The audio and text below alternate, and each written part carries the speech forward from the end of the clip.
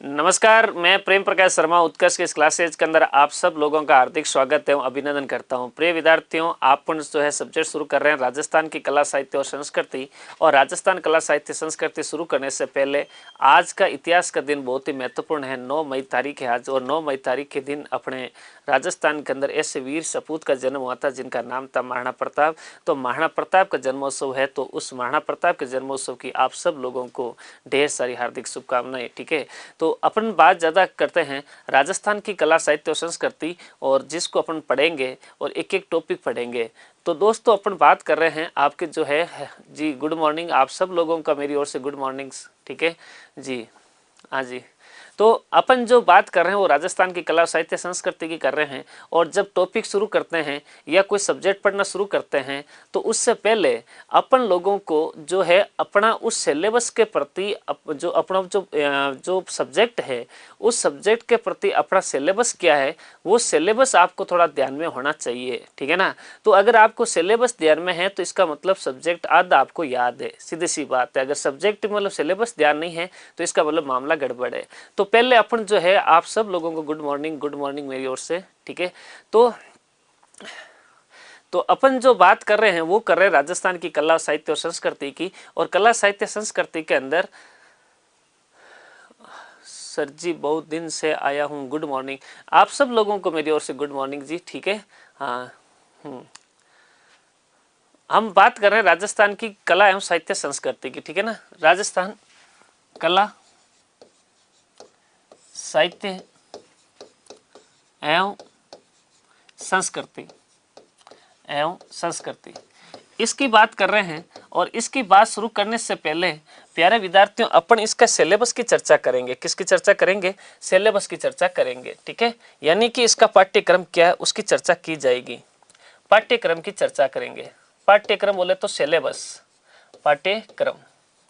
पाठ्यक्रम की चर्चा की जाएगी। कौन कौन से सब्जेक्ट अपने को पढ़ना है और कौन कौन से नहीं पढ़ना है, उन चीज़ों की अपन जो है आपके सामने चर्चा करेंगे।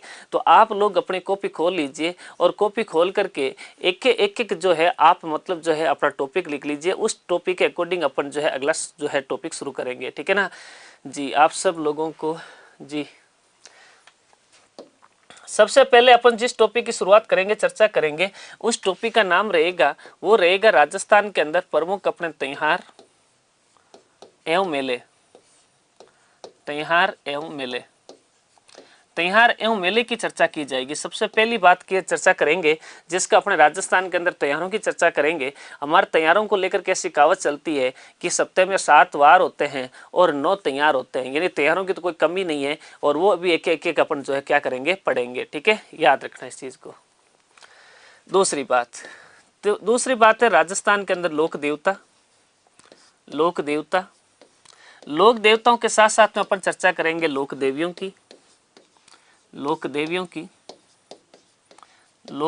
की एवं संत तथा संप्रदाय। तीसरा टॉपिक संत तथा संप्रदाय, इसकी भी चर्चा की जाएगी आपके। और संत एवं संप्रदाय, उसके बाद नेक्स्ट अपन टॉपिक की चर्चा करेंगे, वो करेंगे राजस्थान की चित्रकला। और चित्रकला के साथ साथ में अपन चर्चा करेंगे राजस्थान की प्रमुख चित्रकला। और चित्रकला के साथ साथ में अपन चर्चा करेंगे, वो करेंगे राजस्थान की हस्तकला की भी। ठीक है, ये टॉपिक एक होगा। एक टॉपिक आपके ये हो जाएगा मेले त्योहार का, एक टॉपिक लोक देवता देवियां और संप्रदाय का, और राजस्थान की चित्रकला और हस्तकला। उसके बाद अपन टॉपिक शुरू करेंगे जिसमें रहेगा राजस्थान में प्रमुख लोकनाट्य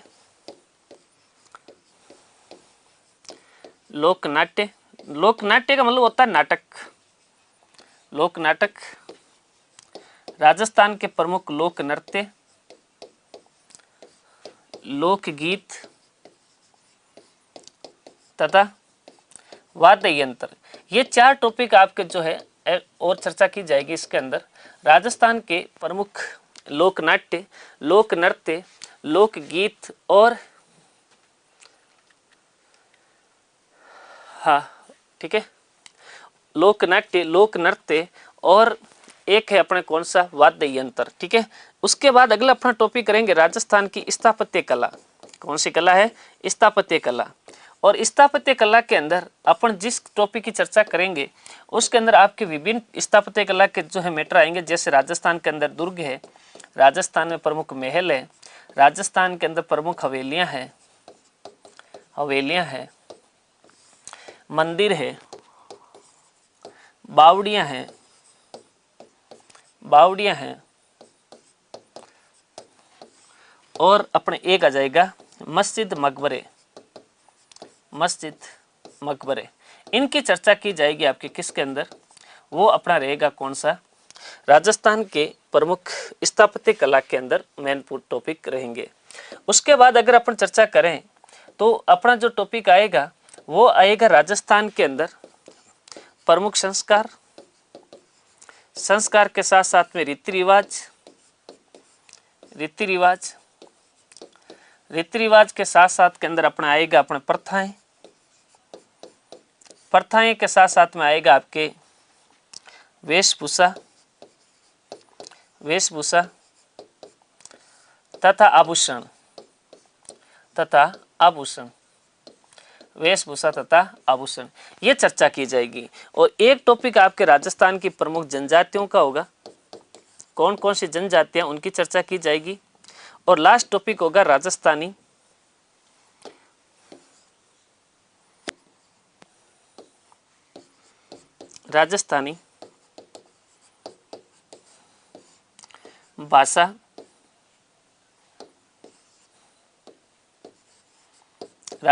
भाषा, बोलियां एवं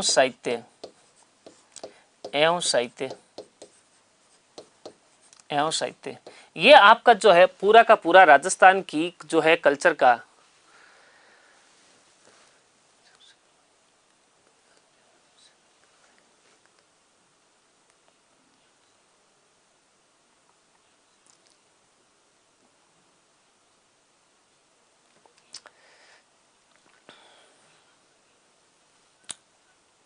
हाँ जी। तो मस्जिद मकबरा स्थापत्य कला के अंदर आपके सारी चीजें आ गई है, ठीक है ना। छतरियां भी आ गई है आपके जी। ये आपका मेन जो है आपका क्या रहेगा? सिलेबस रहेगा, ठीक है। ये क्या रहेगा? सिलेबस। चलो पहले अपने सिलेबस उतार लो और उसके बाद अपन बातें करेंगे एक चीज की, ठीक है ना। हाँ, अभी तो मैंने पढ़ाना शुरू ही नहीं किया है, इसलिए आप थोड़ा बहुत क्लास को लीजिए, उसके बाद कुछ कोई सवाल पूछिए, ठीक है ना। अभी तो अपने सिलेबस की चर्चा की है, आप प्लीज अपनी कॉपी निकाल लीजिए और उसके अंदर आप मतलब जो है क्या कीजिए, अपना सिलेबस लिखिए, फिर अपन एक चीज से पढ़ते हैं, ठीक है ना। याद रखें। हाँ, पहले पढ़िए तो सही। सर आपका परिचय मिल जाएगा, जैसे पढ़ाऊंगा ना परिचय मिल जाएगा, चिंता मत करो, ठीक है। उतार लिया क्या आपने? हाँ जी। राम राम, आपको भी राम राम। सर इतना अच्छा पढ़ाना कि बार बार एग्जाम में नहीं पढ़ना पड़े। बिल्कुल अच्छी तरह से पढ़ाऊंगा, एक चीज को पढ़ाऊंगा, एक चीज को मतलब जो है सिंपल भाषा के अंदर पढ़ाऊंगा, ठीक है ना। और अच्छी तरह से अपन नोट्स बनाएंगे ताकि उस नोट्स को देखते ही आपको मतलब जो है याद हो जाएगा, ठीक है ना। चलो ये उतार लिया, तो अब टॉपिक शुरू कर लेते हैं। वो कर लेते हैं पहले कौन सा? राजस्थान के अंदर पहला टॉपिक शुरू किया जाएगा आपके राजस्थान के अंदर। कल्चर से शुरू करने से पहले हम लोग शुरू करेंगे कल्चर के अंदर त्योहार एवं मेले, इनकी चर्चा करेंगे। सबसे पहला इंपॉर्टेंट टॉपिक यही शुरू करना पड़ेगा, क्योंकि बाकी की जितने भी टॉपिक पढ़ाऊंगा ना वो टॉपिक इनसे रिलेटिव ही आगे आएंगे। इसलिए अपन जो है शुरू करेंगे राजस्थान के अंदर प्रमुख त्योहार और प्रमुख मेले, ठीक है। देखो त्योहारों को लेकर के अपने एक कहावत चलती है, त्योहारों को लेकर कहावत क्या चलती है कि सप्ताह में 7 वार होते हैं। कितने वार होते हैं? 7 वार होते हैं और 9 त्योहार होते हैं। 9 क्या होते हैं? त्योहार होते हैं। यानी कि दिन कम है लेकिन त्योहार क्या है? ज्यादा है। याद रखना इस चीज को। तो दिन कम है, त्योहार ज्यादा है, ये तो अपने को पता ही है कि अपनी राजस्थान की ये कल्चर है। और राजस्थान की कल्चर में आज मान लो कि आज अपन वैशाख शुक्ल एकम है, कल द्वितीया मतलब कल तृतीया हो जाएगी, ठीक है ना, भेड़े हो जाएगी, 1 2 3 भेड़ी हो जाएगी, ठीक है। तो कल आ जाएगी आखा तीज, कौन सा आ जाएगी, आखा तीज, ठीक है ना। आखा तीज का भी पर्व होता ही है। कल हरियाली अमावस्या का पर्व था। तो अपने तो पर्वों की कोई कमी है ही नहीं, ठीक है ना। सबसे बड़े त्योहार चलते ही रहते हैं, अपने दिन कम पड़ते हैं लेकिन जो त्योहार है वो क्या होते हैं, ज्यादा होते हैं। त्योहार शुरू करने से पहले मैं आपको बता दूं कि अपन शुरू करेंगे संवत। क्या शुरू करेंगे, संवत। और संवत शुरू करेंगे जिसके अंदर देखो एक संवत तो अपने कौन सा, विक्रमी संवत। कौन सा है, विक्रमी संवत। पहले इसकी चर्चा करेंगे, ये संवत क्या है, संवत क्या है, ये संवत क्या है। विक्रमी संवत पढ़ेंगे, ईस्वी संवत पढ़ेंगे और शक संवत पढ़ेंगे। 3 संवतों की चर्चा की जाएगी आपके सामने, क्योंकि सारा का सारा मतलब जो है ना वो इसी के ऊपर मैटर करेगा आगे की चीजें। देखो विक्रमी संवत क्या होता है।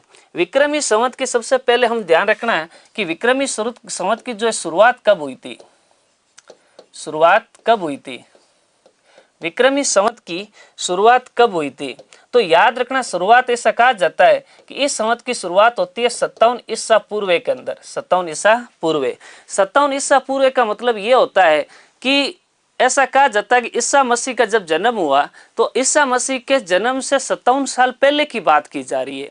ऐसा कहते हैं कि ईसा मसीह के जन्म से 57 साल पहले जो है अपने उज्जैन के अंदर एक राजा हुआ था जिसका नाम था विक्रमादित्य। विक्रमादित्य का ज्यादा तो अपने इतिहास नहीं मिलता है, लेकिन ऐसा कहा जाता है कि विक्रमादित्य का जब राज्याभिषेक हुआ तो राज्याभिषेक के दिन विक्रमादित्य ने अपने सनातन धर्म के लिए, हिंदू धर्म के लिए अपने एक संवत चलाया था जिसका नाम रखा गया था क्या, विक्रमी संवत। क्या रखा गया था, विक्रमी संवत। विक्रमी संवत में होता क्या है तो याद रखना दोस्तों, विक्रमी संवत के अंदर जो नक्षत्रों की जो गणना होती है, नक्षत्रों की गणना, नक्षत्रों की गणना, नक्षत्रों की गणना, यह नक्षत्रों की गणना होती है चंद्रमा के आधार पर। किसके आधार पे होती है, चंद्रमा के आधार पे, चंद्रमा के आधार पर, चंद्रमा के आधार पर। विक्रमी संवत के अंदर नक्षत्रों की जो गणना होती है वो चंद्रमा के आधार पर होती है। सर कमेंट्स में जवाब नहीं दिया। देखो अभी अपन जो है बिल्कुल आपका सवाल आएगा तो हम जवाब देंगे, ठीक है ना। अभी आपका ऐसा कोई सवाल आया नहीं है। गुड मॉर्निंग, जय सिया राम, महाराणा प्रताप जयंती की शुभकामनाएं आ रही है तो मैंने आपको वो पहले ही दे चुका हूँ, ठीक है, शुरू होते ही क्लास के अंदर, ठीक है। हाँ कोई सवाल हो तो मुझे बताओ। अभी तो अपन ने टॉपिक शुरू किया है और शुरू वाला टॉपिक मुझे नहीं लगता है दो लाइनें लिखाने में किसी प्रकार का कोई सवाल आया है, ठीक है।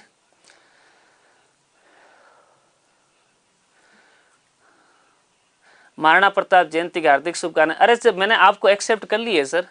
सर ज्योग्राफी की क्लास क्यों नहीं लग रही है। देखो क्लासेस सबकी लग जाएगी और क्लास जो भी लगेगी वो उनके वो मैनेजमेंट टीम काम करेगी, उनका कोई जवाब मैं नहीं दूंगा। कभी कभी क्लास अटक जाती है तो इसका मतलब है आपके नेट की प्रॉब्लम है और कोई प्रॉब्लम नहीं है, ठीक है ना। तो दोस्तों अभी अपन ने शुरुआत की है, आप क्लास देखो फिर बाद में अगर कोई बातें करेंगे, ठीक है ना। हाँ नक्षत्रों की गणना की जाती है चंद्रमा के आधार पर। दोस्तों याद रखना, जिस कैलेंडर के अंदर नक्षत्रों की गणना, कैलेंडर का जिस कैलेंडर में नक्षत्रों की गणना चंद्रमा के आधार पर की जाती है उस कैलेंडर के अंदर साल में दिन होते हैं 354 या 55।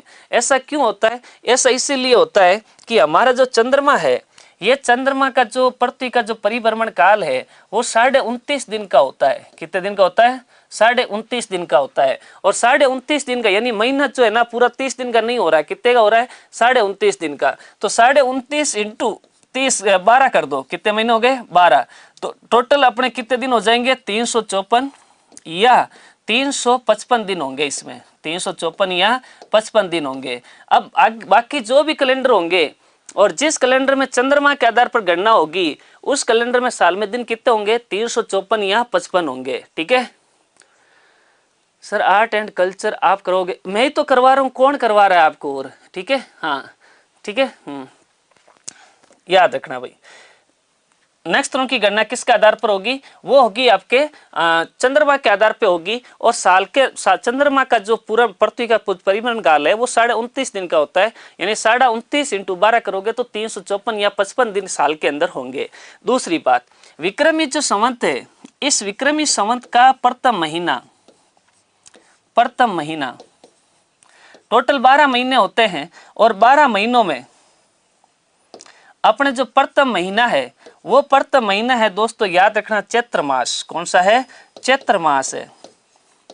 चैत्र मास है। और विक्रमी संवत के अंदर जो अंतिम महीना है, अंतिम महीना वो है फाल्गुन मास। वो कौन सा है? फाल्गुन मास है। फाल्गुन मास है। टोटल 12 महीना होते हैं और 12 महीनों के अंदर जो पहला जो महीना है वो तो है चैत्र मास और लास्ट का जो महीना होता है वो है आपका कौन? जो है फाल्गुन मास। सर आपका शुभ नाम बताइए।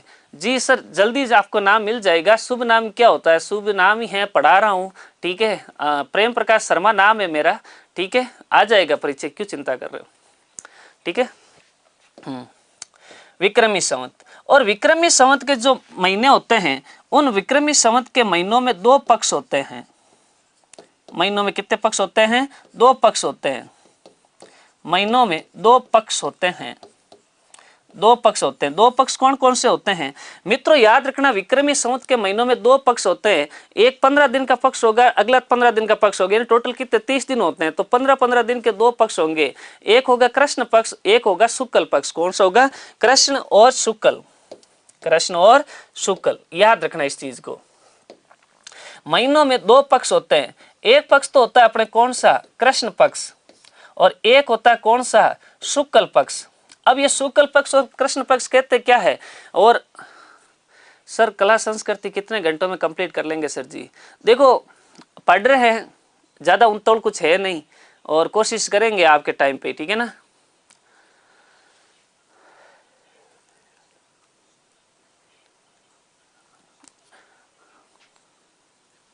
सर आपको उत्कर्ष में कभी नहीं देखा, मेरे को 5-6 महीने हो गए, आपने नहीं देखा होगा, आपने देख लिया होगा आज, ठीक है। हाँ तो अभी आपने पढ़ा, अभी तो मेरे को देखा है, खाली पढ़ाने का तरीका आगे आगे देखते रहो क्या क्या होता है, ठीक है। कृष्ण पक्ष।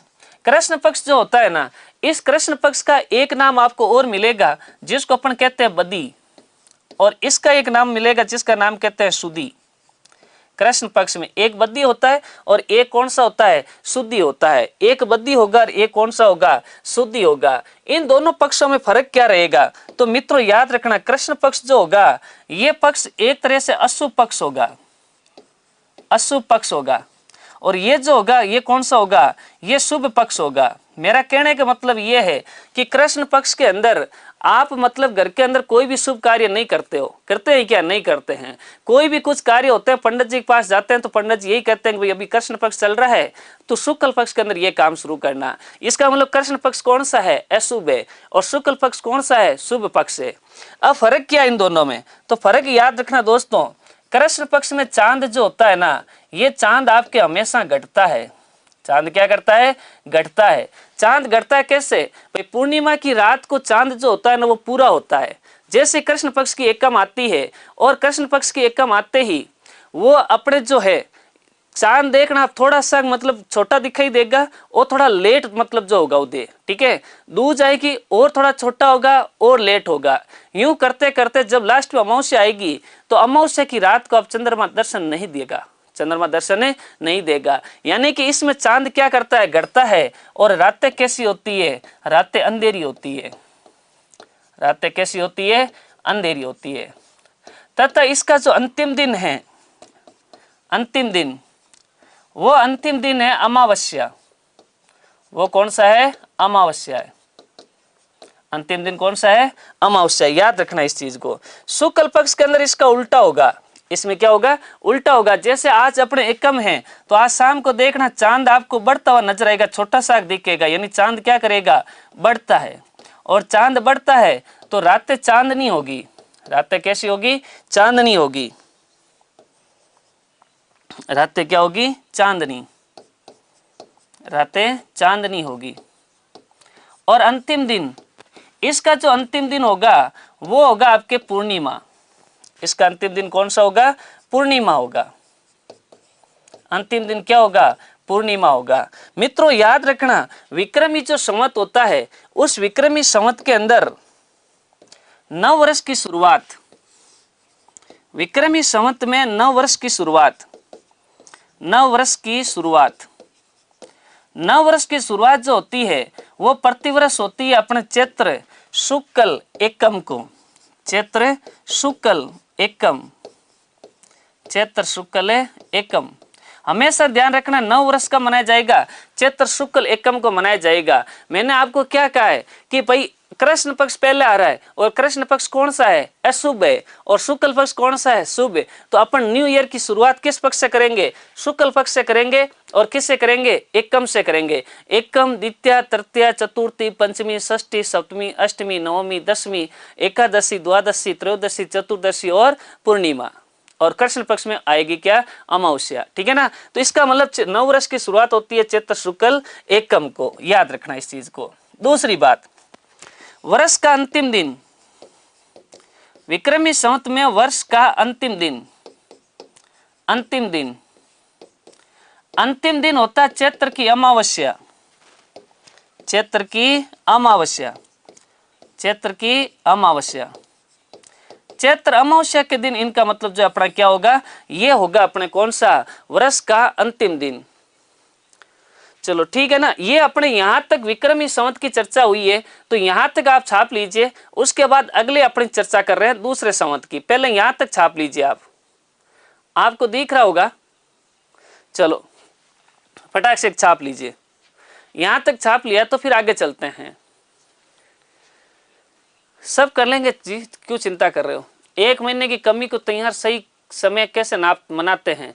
देखो मैंने क्या कहा है, अभी अपने क्लास शुरू की है, ठीक है ना, और अभी सब अपन संवत पढ़ेंगे तो आपको पता चल जाएगा अपन कैसे कंप्लीट करेंगे। ठीक है। हाँ मेरे साथ साथ लिखो तो ठीक है, नहीं तो अभी स्क्रीनशॉट ले सकते हो, आप स्क्रीनशॉट भी ले सकते हो, कोई प्रॉब्लम नहीं है। स्क्रीनशॉट ले लो भले, बाद में लिख लेना, जिसको जैसे इच्छा हो वैसे कर लेना। छाप लिया, ओके धन्यवाद। तो ये तो चर्चा हुई है अपने किसकी, विक्रमी संवत की चर्चा हुई है। शुरुआत होती है 57 ईसा पूर्व में। नक्षत्रों की गणना चंद्रमा के आधार पर होगी। प्रथम महीना चैत्र मास होगा, अंतिम महीना फाल्गुन मास होगा। महीनों में दो पक्ष होंगे, कृष्ण पक्ष और एक शुक्ल पक्ष। कृष्ण को बद्दी कहोगे, शुक्ल को शुद्धि कहोगे। कृष्ण अशुभ पक्ष होता है, शुक्ल शुभ पक्ष होता है। कृष्ण में चांद घटता है, रातें अंधेरी होती है, अंतिम दिन क्या होता है, अमावस्या। शुक्ल में चांद बढ़ता है, रातें चांदनी होती है, अंतिम दिन होता है कौन सा, पूर्णिमा। और नव वर्ष की शुरुआत चैत्र शुक्ल एकम को, और वर्ष का अंतिम दिन होता है अपने चैत्र की अमावस्या को। अब सुनो मेरी बात को, ये तो चर्चा हुई है किसकी, ये चर्चा हुई है सिर्फ और सिर्फ विक्रमी संवत की। अब विक्रमी संवत की चर्चा हुई है तो अपने क्यों नहीं, अब इसके साथ साथ एक संवत और है जिसका नाम है ईस्वी सन। किसका नाम है, ईस्वी सन। ईस्वी सन की शुरुआत कर लेते हैं अपन, इसको भी पढ़ लेते हैं। किसकी शुरुआत कर लेते हैं, ईस्वी सन की।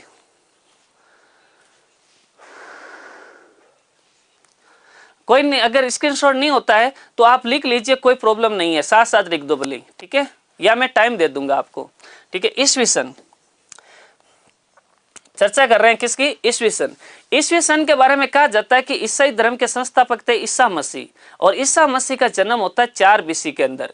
कहते हैं कि ईसा मसीह जब 4 साल के थे, यानी वो 4 वर्ष के हुए, तो 4 वर्ष की उम्र में उनको ज्ञान की प्राप्ति हो गई थी। और जिस दिन उनको ज्ञान की प्राप्ति हुई, 4 साल के बालक को ज्ञान की प्राप्ति हुई, और ज्ञान प्राप्ति होते ही उन्होंने अपना नया एक धर्म चला दिया, नाम रखा ईसाई धर्म। और ईसाई धर्म रखने के आधार पर इन्होंने अपना एक संवत चला दिया जिसका नाम रखा गया कि ये अपने जो है ईस्वी संवत रहेगा। कौन सा रहेगा, ईस्वी संवत रहेगा। तो जिस दिन उनको ज्ञान की प्राप्ति हुई उसी दिन उन्होंने एक तारीख मान ली, उसी दिन उन्होंने एक पहला महीना मान लिया, और उसी दिन इन्होंने पहला वर्ष मान लिया। 1-1-1, ठीक है ना, यानी 1 तारीख जनवरी 1 साल, ठीक है ना, प्रथम वर्ष। ठीक है, उसी दिन जिस दिन उनको ज्ञान की क्या हुई थी, प्राप्ति हुई थी, यानी जिस दिन उन्होंने मतलब जो है ये शुरू किया था। ठीक है, ईस्वी संवत शुरू किया था। अब विक्रम ईस्वी सन, इसके अंदर क्या होता है, विक्रमी संवत के अंदर तो चंद्रमा पर आधारित गणना होती है, लेकिन इसके अंदर गणना होती है अपने किसके आधार पर, सूर्य के आधार पे। और सूर्य के आधार पर गणना होती है तो साल के अंदर दिन मतलब इसमें 365 या 66 हो जाते हैं। कितने हो जाते हैं, 65 या 66, यानी इसमें 10 दिन अपने से क्या होंगे, ज्यादा होंगे। इस वर्ष, इस महीने का जो पहला वर्ष होगा वो होगा अपने कौन सा, जनवरी, और अंतिम जो होगा वो होगा अपने कौन सा, दिसंबर। इसका प्रथम वर्ष होगा 1 जनवरी को, और लास्ट होगा अपने किस तारीख को, 31 दिसंबर को। तो ये कुछ बातें अपने ईस्वी सन के अंदर लिख लेते हैं। ठीक है, ईस्वी सन शुरुआत लिखो, शुरुआत 1 ईस्वी से, 1 ईस्वी, 1 ईस्वी, 1 ईस्वी। दूसरी बात, नक्षत्रों की गणना,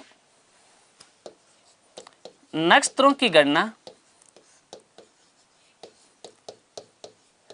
गणना सूर्य के आधार पर, सूर्य के आधार पर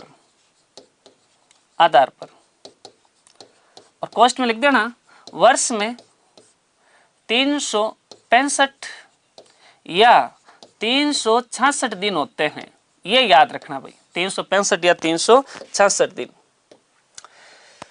वर्ष का प्रथम महीना, वर्ष का अंतिम महीना,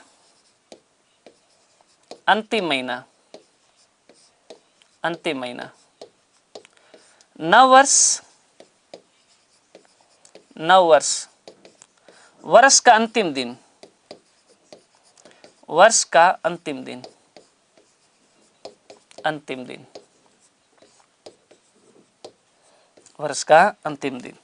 सुनो मेरी बात को, प्रथम महीना जनवरी,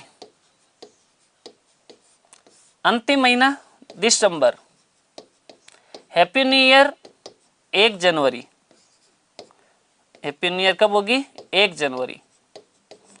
और लास्ट दिन कौन सा होगा? 31 दिसंबर, 31 दिसंबर। वैसे ये बातें अपने जो ईस्वी सन के बारे में शुरुआत कर लो। वर्तमान के अंदर सर टॉपिक नए जिलों के अनुसार ही पढ़ाओगे, दोनों के हिसाब से पढ़ाऊंगा, नया भी साथ में लिखा दूंगा और पुराना भी लिखा दूंगा। और बोलो, मेरा जवाब तो दो, क्या है आपका जवाब बताओ।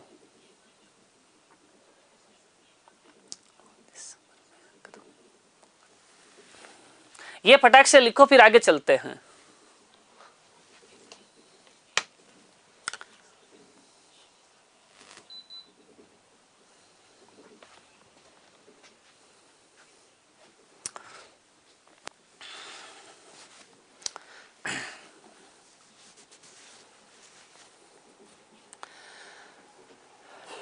सब आएगी, ट्रिकें भी आएगी, कहानियां भी आएगी, सब आएगी, लेकिन अभी आज तो अपनी क्लास ही शुरू हुई है ना, पहले परिचय तो पढ़ ले इन चीजों का, ठीक है। हाँ, ये लिख लिया गया। शुरुआत 1 ईस्वी से, नक्षत्रों की गणना सूर्य के आधार पर, प्रथम महीना जनवरी, अंतिम महीना दिसंबर, नव वर्ष 1 जनवरी, वर्ष का अंतिम दिन 31 दिसंबर, 31 दिसंबर। पीडीएफ मिल जाएगी, आप चिंता मत करो, ठीक है। हाँ, एक कमेंट्स को 4 बार कर चुकी हूँ, कोई रिप्लाई नहीं आया है, तो रिप्लाई आएगा कहां से? अभी तक सवाल वाली कोई बातें आई नहीं है, तो कहीं रिप्लाई करें। चलो जी, एक संवत होता है जिसका नाम है शक संवत, आपने नाम सुना होगा। अपन खाली अभी है ना संवतों की चर्चा कर रहे हैं, खाली किसकी चर्चा कर रहे हैं? संवत की चर्चा कर रहे हैं। शक संवत, शक संवत के बारे में ऐसा कहा जाता है कि अपने कुषाण वंश, आपने इंडियन हिस्ट्री में पढ़ा होगा कुषाण वंश, और कुषाण वंश का एक राजा होता है जिसका नाम था कनिष्क। क्या नाम था? कनिष्क नाम का एक राजा था, और कनिष्क नाम के राजा का 78 ईस्वी यानी ईसा के जन्म के 78 साल बाद की बात कर रहा है, 78 ईस्वी के अंदर उसका राज्याभिषेक होता है। और जिस दिन उसका राज्याभिषेक हुआ था उसी दिन इन्होंने अपना संवत चलाया था, जिसका नाम क्या रखा गया था? शक संवत रखा गया था। शक संवत और विक्रमी संवत में ज्यादा कोई फर्क नहीं है, same to same copy paste है। वैसे फर्क इतना ही है कि अपन शक संवत के अंदर तो नव वर्ष मनाते हैं चैत्र कृष्ण एकम को, और विक्रमी संवत में मनाते हैं चैत्र शुक्ल एकम को, इतना ही फर्क है। महीने वही है और बाकी सब चीजें वही है। शक संवत को भारतीय संविधान के द्वारा जो है, मतलब जो है, इसको राष्ट्रीय संवत का दर्जा दिया गया। ये हमारा राष्ट्रीय पंचांग है। कौन सा पंचांग है? राष्ट्रीय पंचांग माना जाता है। शक संवत ये भाई क्या माना जाता है? भारत का राष्ट्रीय पंचांग माना जाता है। याद रखना इस चीज को। ये कौन सा पंचांग है? राष्ट्रीय पंचांग माना जाता है। कहते हैं कि 22 मार्च 1957 को भारतीय संविधान द्वारा शक संवत को राष्ट्रीय पंचांग का दर्जा दिया गया था। ठीक है, तो ये कुछ बातें अपन लिख लेते हैं, उसके बाद आगे की बात करेंगे। ठीक है, याद रखना भाई। सबसे पहली बात, शक संवत की शुरुआत, शक संवत की शुरुआत 78 ईस्वी में, 78 ईस्वी में कुषाण शासक कनिष्क के द्वारा।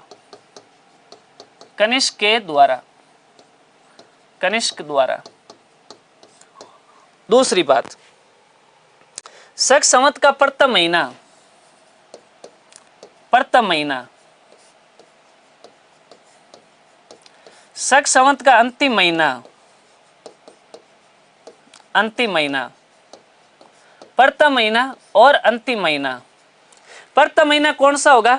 तो प्रथम महीना वही होगा जो विक्रमी संवत का है, पर कौन सा? चैत्र मास। और ये कौन सा है?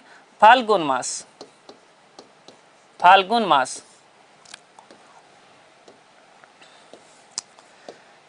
नववर्ष, नववर्ष। और वर्ष का अंतिम दिन, वर्ष का अंतिम दिन। नववर्ष का मतलब होता है प्रथम दिन, वर्ष का प्रथम दिन।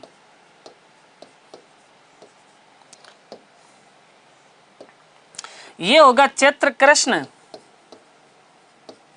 एकम, एकम। और ये होगा अपने फाल्गुन की पूर्णिमा, फाल्गुन पूर्णिमा, फाल्गुन पूर्णिमा। वैसे इतना ही फर्क है और कोई फर्क नहीं है। ये नववर्ष मनाता है कब? चैत्र कृष्ण एकम को। और ये मतलब अंतिम वर्ष, अंतिम दिन कौन सा होगा? फाल्गुन की पूर्णिमा को। विक्रमी संवत में मैंने आपको क्या लिखाया है? विक्रमी संवत में देखो, नववर्ष की शुरुआत चैत्र शुक्ल एकम को, क्योंकि इसके अंदर राजा विक्रमादित्य का राज्याभिषेक जो है ना, शुक्ल पक्ष से माना जाता है, शुभ कार्य के अकॉर्डिंग मानते हैं। इसलिए ये नववर्ष की शुरुआत चैत्र शुक्ल एकम को होगी और वर्ष का अंतिम दिन होगा चैत्र की अमावस्या को। ठीक है ना, याद रखना इस चीज को।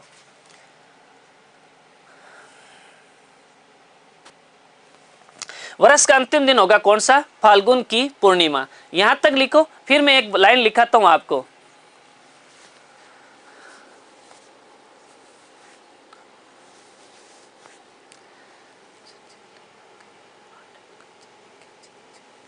नए जिले बनने से सर आर्ट एंड कल्चर में चेंज आया क्या? हाँ बिल्कुल चेंज तो आई है, क्यों नहीं आया। ठीक है, तो स्थान जो कुछ पहले अपन जिले में पढ़ते थे या फिर पहले तहसील में पढ़ते थे, वो जो तहसील जिले बन गए तो उनको उस अकॉर्डिंग पढ़ेंगे। जैसे मान लो पाबू जी का गांव है कोड़ू, तो पहले फलोदी तहसील लिखते थे, अब सीधा फलोदी जिला ही लिखना पड़ेगा। ठीक है, तो ऐसे बहुत सारे फर्क आए हैं। आप चिंता मत करो, मैं दोनों लिखाऊंगा आपको। ठीक है, विक्रम संवत में लास्ट दिन चैत्र कैसे हुआ? चैत्र क्यों नहीं होगा ब्रदर? ये देखो आप क्या, मैंने क्या लिखा है आपको, ये देखो। महीनों में कितने पक्ष होते हैं? 2। पहला पक्ष कौन सा है? कृष्ण। दूसरा पक्ष कौन सा है? शुक्ल। दूसरा कौन सा है? शुक्ल। पहला कृष्ण है, दूसरा कौन सा है? शुक्ल है। ठीक है, हाँ। पहला नववर्ष अपन शुरू कब कर रहे हैं? चैत्र शुक्ल एकम को शुरू कर रहे हैं, शुक्ल पक्ष से। इसका मतलब ये कृष्ण पक्ष का अंतिम दिन तो अमावस्या ही रहेगा ना, तो इस वजह से अंतिम दिन कौन सा रहेगा? वो अपने रहेगा कौन सा? चैत्र की अमावस्या को। ठीक है,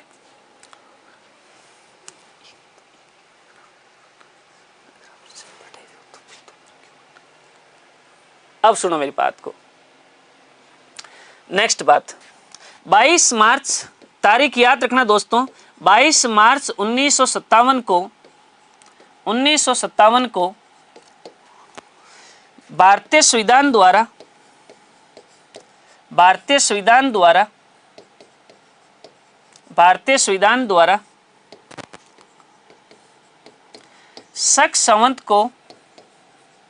शक संवत को लाइन लिखिए प्लीज। शक संवत को राष्ट्रीय संवत का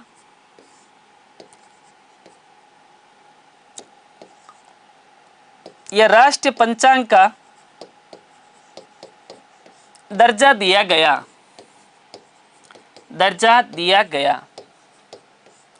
मित्रों याद रखना, ये 22 मार्च इन्होंने क्यों चुनी है? तो 22 मार्च इसलिए चुनी है क्योंकि नववर्ष चैत्र कृष्ण एकम को आप प्रतिवर्ष देखना कौन सी तारीख को आएगा? 22 मार्च को आएगा। चैत्र कृष्ण एकम हमेशा कौन सी तारीख को आएगा? 22 मार्च को ही आएगा। इसलिए 22 मार्च के दिन ही शक संवत को मतलब जो है उन्होंने राष्ट्रीय पंचांग का क्या दिया है? दर्जा दिया है। मित्रों याद रखना, इसलिए राष्ट्रीय पंचांग दिवस अगर आपसे पूछे, राष्ट्रीय पंचांग दिवस, राष्ट्रीय पंचांग दिवस, तो अपने याद रखना 22 मार्च, 22 मार्च।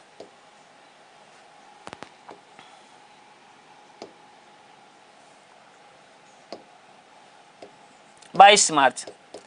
आपने कभी एक बात सुनी है क्या कि लीप वर्ष भी होता है, यानी कि उस साल 12 की जगह 13 महीना भी होता है।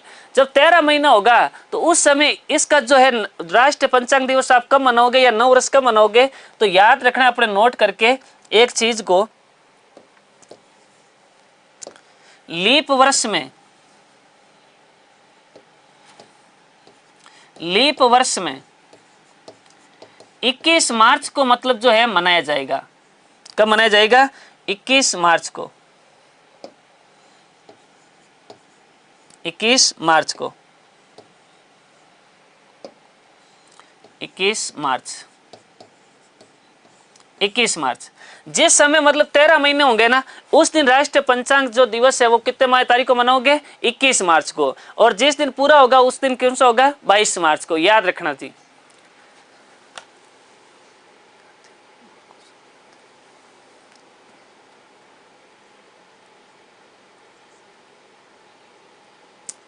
राष्ट्रीय पंचांग क्या होता है? राष्ट्रीय पंचांग का मतलब होता है वह संवत जिसको भारतीय संविधान के द्वारा उसे मान्यता दी गई है, वो राष्ट्रीय पंचांग है भाई। ठीक है, हाँ चलो ये फटाक से लिख लो, फिर अपन आगे की चर्चा करते हैं। ये लाइन लिख ली है तो मुझे यस कर दो, फिर आगे की चर्चा करते हैं। ठीक है, यस सर। ईस्वी सन और विक्रमी संवत में पहला कौन सा आया था? पहला विक्रमी संवत आया है। अब मैं आपको कुछ क्वेश्चन दूंगा, उस क्वेश्चनों के आप जवाब देना। ठीक है, क्वेश्चनों के क्या देना? जवाब देना। आपको पता चल जाएगा। पहले एक बार रिपीट सुन लो आप एक चीज को। इधर देखो, विक्रमी संवत की जो शुरुआत होती है वो कब होती है? 57 ईसा पूर्व में। कब होती है? 57 ईसा पूर्व में। नक्षत्रों की गणना किसके आधार पे होगी? चंद्रमा के आधार पे। यानी कि 29.5 दिन का महीना होगा, टोटल 12 महीने, तो कितने दिन हो जाएंगे? 354 या 355 दिन हो जाएंगे। 354 या 55 दिन। प्रथम महीना चैत्र मास, अंतिम महीना फाल्गुन मास। महीनों में 2 पक्ष होंगे, एक कृष्ण होगा, दूसरा शुक्ल होगा। कृष्ण में चांद घटता है, रात अंधेरी होगी, अंतिम दिन अमावस्या होगा। शुक्ल में चांद बढ़ेगा, रात चांद, अंतिम दिन पूर्णिमा होगा। नव वर्ष चैत्र शुक्ल एकम को, और वर्ष का अंतिम दिन कौन सा होगा? चैत्र की अमावस्या को। ईस्वी सन की शुरुआत होती है 1 ईस्वी में। इसका मतलब उसकी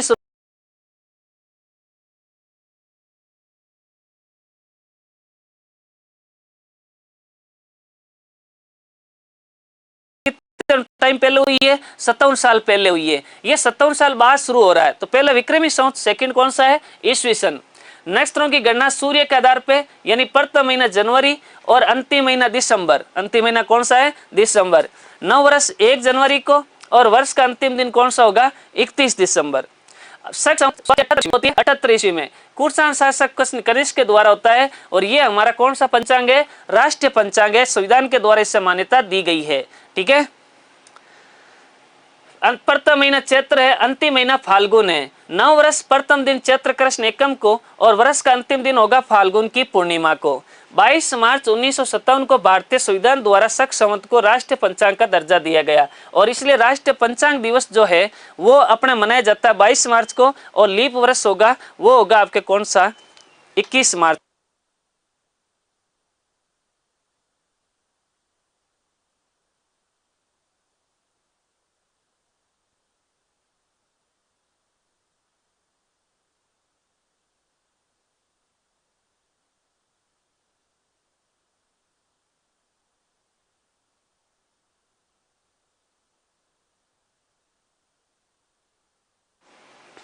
हाँ जी, तो ये मतलब जो है अपने तीनों के तीनों संवत हुए। अभी क्या हुए हैं? संवत हुए हैं। अब सुनो मेरी बात को। अपने चर्चा किसकी की है? विक्रमी संवत की है। किसकी की है? विक्रमी संवत की। और विक्रमी संवत की चर्चा की है, साथ साथ में अपने किसकी की है? ईस्वी सन की। और इसके साथ साथ की है शक संवत की। शक संवत की। अगर मैं आपसे सवाल पूछूं कि विक्रमी संवत की शुरुआत होती है कितने तारीख को? 57 ईसा पूर्व को। और इसकी शुरुआत होती है कब? 1 ईस्वी को। और इसकी शुरुआत होती है कब? 78 ईस्वी को।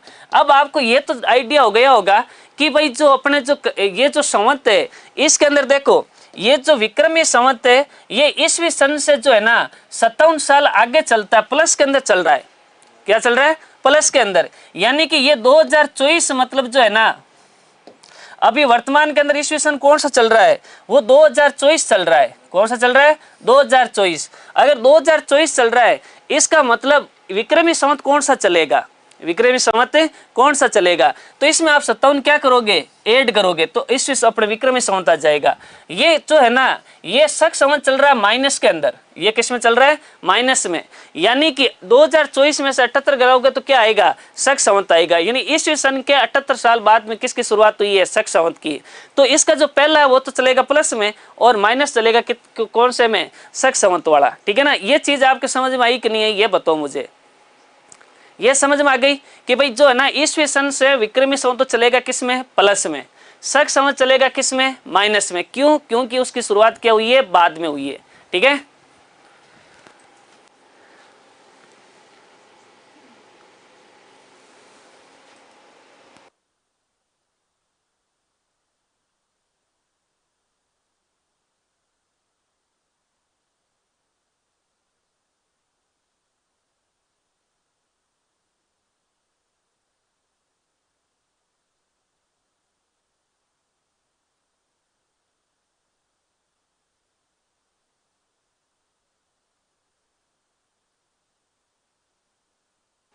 चलो आज क्लास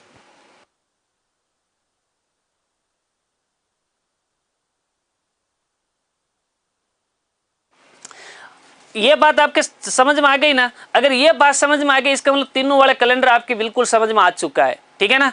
अब अपन चर्चा कर रहे हैं बाकी की चीजों की।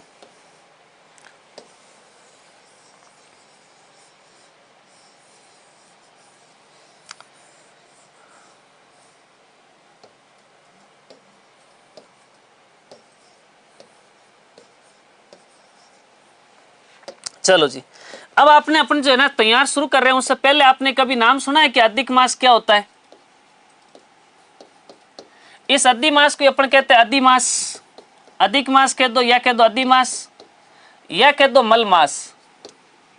मल मास, ये अगर आपने सुना है तो आपको मतलब बिल्कुल थोड़ा सा आइडिया आ गया होगा कि आपने कभी कभी ये तो अपने घर वालों के अंदर सुना ही होगा कि भाई इस साल जो है 12 की जगह 13 महीना है। विक्रमी संवत में कितने महीने हैं? 13 है। इसका मतलब 13 महीना यानी एक महीना एक्स्ट्रा है।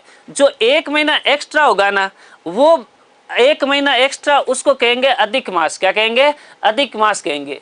क्यों कहेंगे? इसके पीछे कारण है, सुनो मेरी बात को।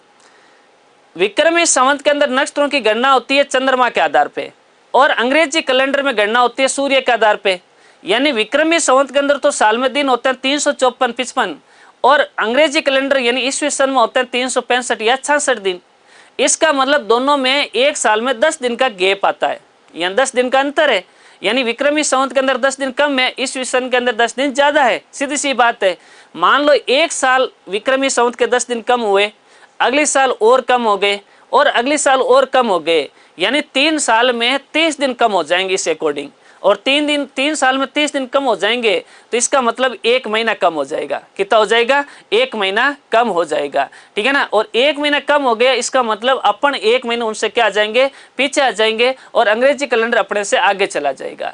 तो हम लोग क्या करेंगे? हमारे जो विद्वान थे, हमारे जो ज्योतिष लोग थे, उन्होंने कहा कि भाई ऐसे तो मामला पूरा गड़बड़ हो जाएगा, और मामला गड़बड़ हो जाएगा तो इसका मतलब हम जो सारे त्योहार मना रहे हैं, वो त्योहार मना रहे हैं अंग्रेजी अपने जो है विक्रमी संवत के अनुसार, और विक्रमी संवत के अनुसार मनाएंगे। और इस प्रकार समय अगर करता रहेगा तो आज जो दीपावली का पर्व है अक्टूबर महीने में आता है, तो 3 साल बाद हो सकता है वो सितंबर में आ जाए। भाई घटेगा, सीधी सी बात है। और उसके 3 साल बाद हो सके वो अपने अगस्त में आ जाए। आज रक्षाबंधन अगस्त में आ रही है, तो हो सके 1 महीने बाद वो जुलाई में आ जाए। आज मार्च के अंदर होली आती है, हो सके वो अपने जो है फरवरी में आ जाए। यानी घटता रहेगा तो ऐसा मामला गड़बड़ हो जाएगा। तो हम लोग क्या करेंगे? हमारे जो त्योहार है उनको ATG वहाँ पर व्यवस्थित रखने के लिए अंग्रेजी कैलेंडर के साथ सामीप्य बैठाएंगे, और सामीप्य बैठाएंगे तो प्रत्येक तीसरे वर्ष हमारा 1 महीना एक्स्ट्रा बढ़ा देंगे। यानी कि 12 की जगह हम कितने महीने कर देंगे? 13 महीना कर देंगे। और जो 13 महीना होगा उसी को अपन क्या कहेंगे? अधिक मास कहेंगे। उसी को क्या कहेंगे? अधिक मास। तो एक लाइन लिख लो उसमें। और पिछली साल सावन दौर थे, बिल्कुल सही बात है। ठीक है ना? हाँ, ठीक है सर 12 ही होते हैं 13 कहाँ से आएगा? इसका मतलब आप मेरी क्लास को सुन नहीं रहे हो, मैं क्या बात कह रहा हूँ। मैं ये कह रहा हूँ कि विक्रमी संवत में चंद्रमा के आधार पर गणना होती है और साल में दिन होते हैं 354 या 55, और अंग्रेजी कैलेंडर में सूर्य के आधार पर गणना होती है, साल में दिन होते हैं 365 या 66। यानी कि अंग्रेजी कैलेंडर और विक्रमी कैलेंडर जो है उसमें 10 दिन का गैप है। एक साल 10 दिन का गैप हुआ, अगले साल 10 दिन का और हो गया, अगले साल 10 दिन का और हो जाएगा, तो 3 साल में 30 दिन गैप हो जाएगा। 30 दिन का मतलब 1 महीना, तो हमें हमारा 1 महीना डबल वार करना पड़ेगा। ज्येष्ठ डबल लेके आना पड़ेगा, 3 साल बाद सावन 2 लेके आना पड़ेगा, आषाढ़ 2 लेके आना पड़ेगा, भादवा 2 लेके आना पड़ेगा। ठीक है ना, ये बात मैं कह रहा हूँ आपको। ठीक है, तो लिखो इसके अंदर एक लाइन लिखो, विक्रमी संवत के महीनों को ईस्वी सन के साथ, ईस्वी सन कोष्ठ में लिख देना अंग्रेजी कैलेंडर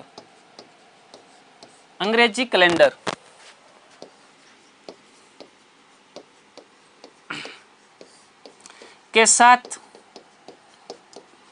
सामीप्य बैठाने के लिए, सामीप्य बैठाने के लिए प्रत्येक तीसरे वर्ष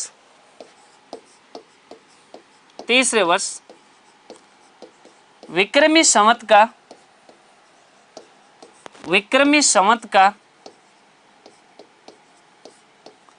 1 महीना 2 बार गिना जाता है।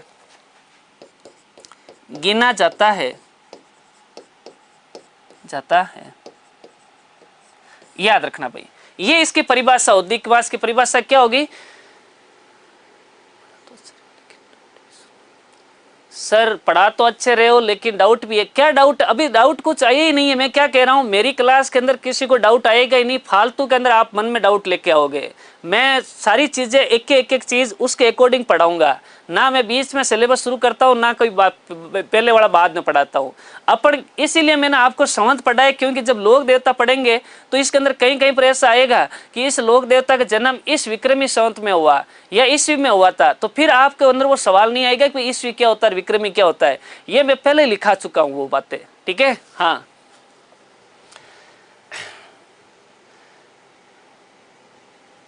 फालतू के अंदर कमेंट्स मत लिखो, पढ़ाई करो। आज पहली क्लास है और पूरी पढ़ाई करो, उसके बाद आपको पता चलेगा कि भाई टीचर कैसा है। ठीक है, हाँ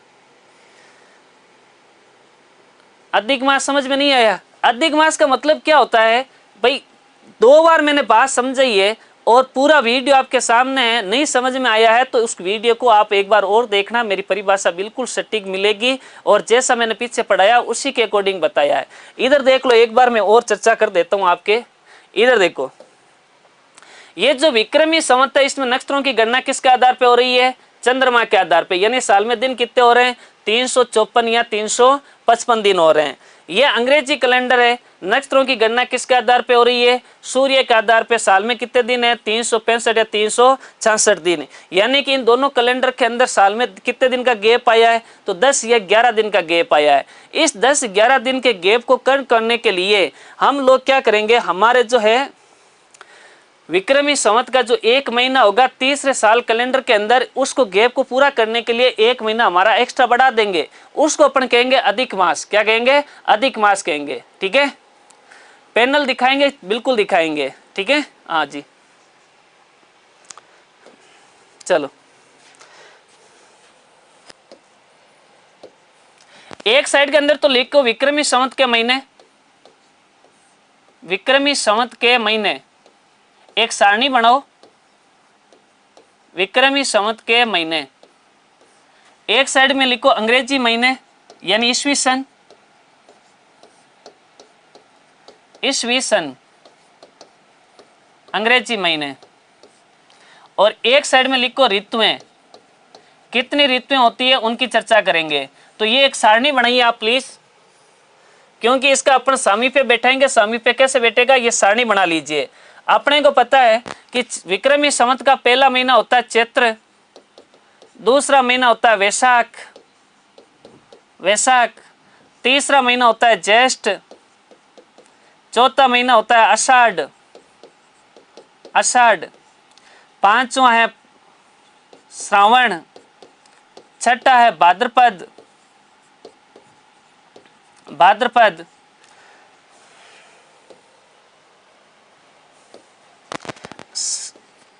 सातवां है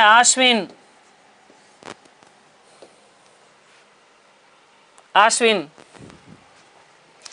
उसके बाद आता है आश्विन के बाद में कार्तिक,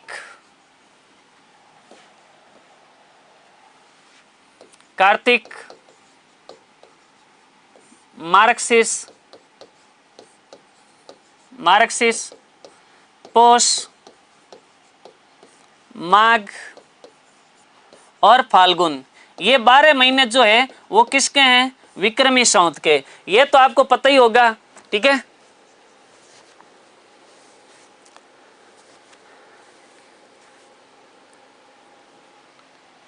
ठीक है, याद रखना भाई, चैत्र, वैशाख, ज्येष्ठ, आषाढ़, श्रावण, भाद्रपद, आश्विन, कार्तिक, मार्गशीर्ष, पौष, माघ और फाल्गुन। ये 12 महीने जो हैं वो किसके हैं, वो है अपने कौन से, विक्रमी संवत के।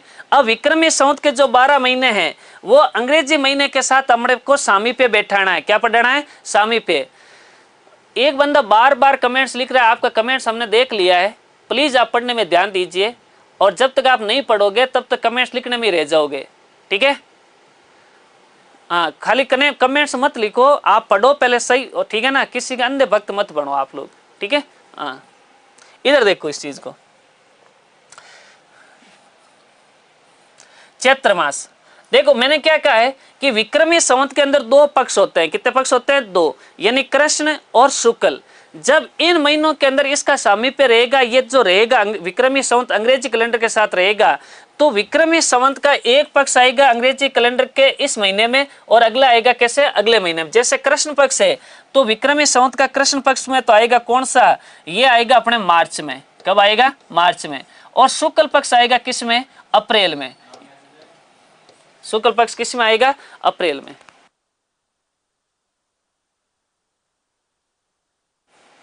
इधर देखो, मार्च के अंदर जो है कृष्ण पक्ष आएगा, शुक्ल पक्ष किस में आएगा, अप्रैल में। यानी 15 इधर आएगा और 15 किस में आएगा, अगले में।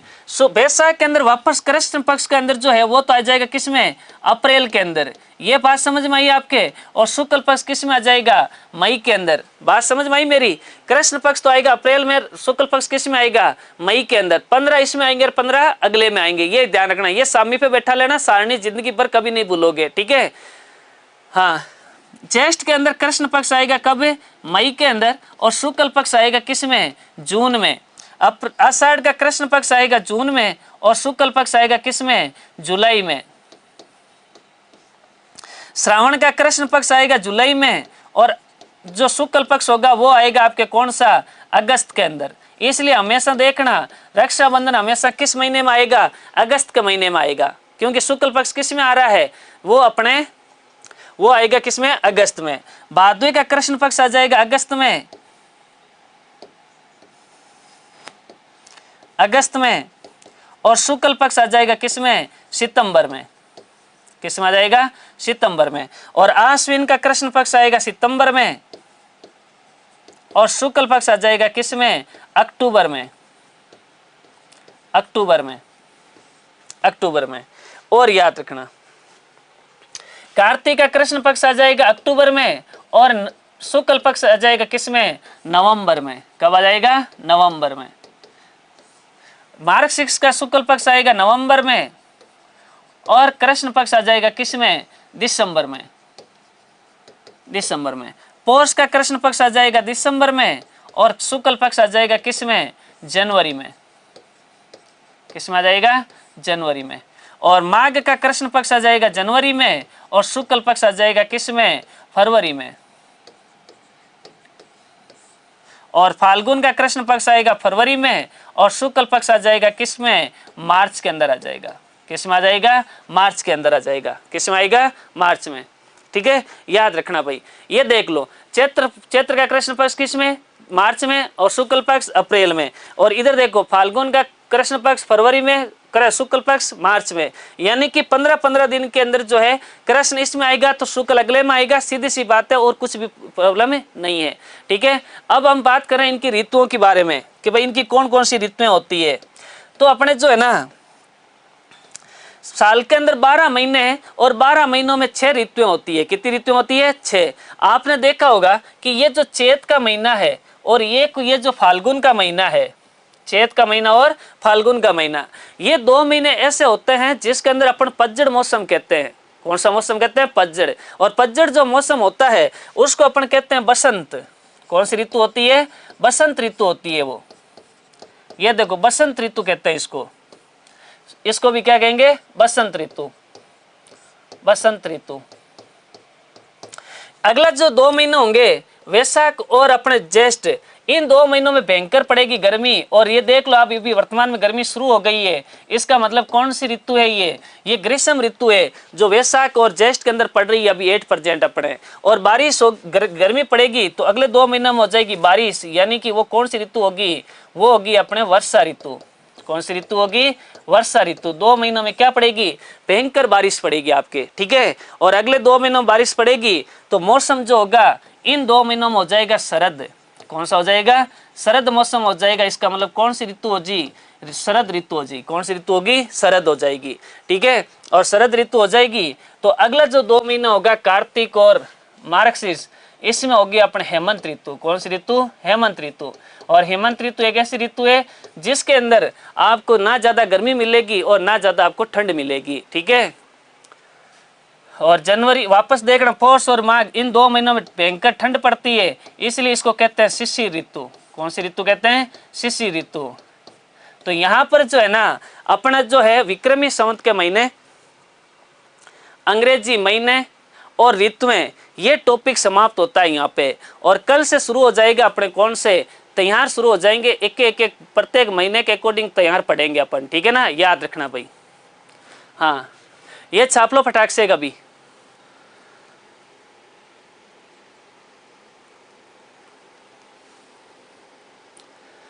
सर आप कितने दिन में कोर्स करोगे? देखो कोर्स में जितना टाइम लगेगा वो लगेगा, इसमें क्या प्रॉब्लम है?